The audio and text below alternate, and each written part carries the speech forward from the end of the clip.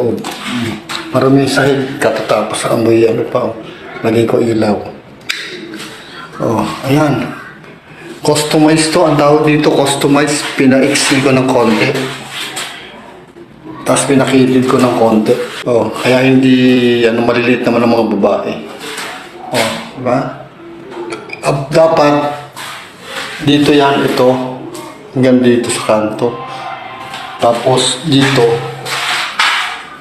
pag ganito naman papunta dito itong isang kama. Kaso hindi maganda magkakaroon ng bakante dito sa gitna. Dito sa dulo. Kaya nilagay nila ganito. Maganda pala. Oh, maluwag siya. Luwag ko.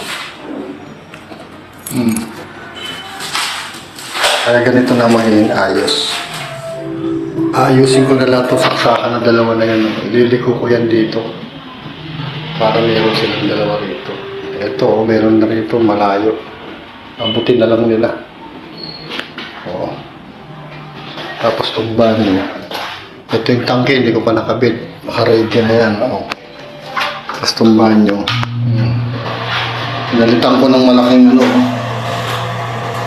Nalagyan ko ng grout para pumapasok na pala yung tubig doon sa mga dulo ng grout na yun.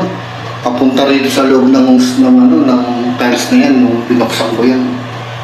Kaya okay na. Oo. Ganda na.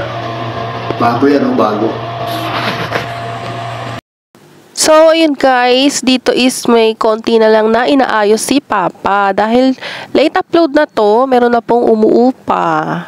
Share ko lang, dati namin tong kwarto guys, dito sa first floor. Napag-decidean na, ayun, mag-bed space. Dahil maraming ang naghahanap dito sa place namin. Dapat to guys ay 3 double deck. Kaso parang masikip na siya, kaya ginawa na lang na 2. Tapos yung CR dito is CR din namin to dati. So, ayun lang guys, pininturahan lang to, tapos nilagyan ng pader. So, ito na ang aming bed space. So, diba? Ang ganda na.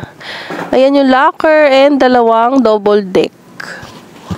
So, dito guys, kahit isa lang yung bintana, ay hindi siya mainit. Kung gusto nyo rin ng ganyang locker, ay message lang kayo or comment kayo guys para isend ko sa inyo kung saan namin in-order. And yung kurtina ay in-order ko lang din guys sa online. So, meron akong separate video. Uploaded na siya.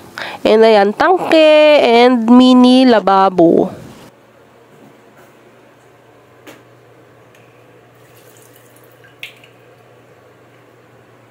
Tapos, ayan, CR. Dahil CR namin to dati, ayan, may shower, may bidet.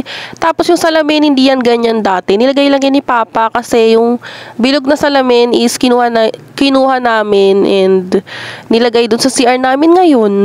So, ayun lang guys. Thank you for watching.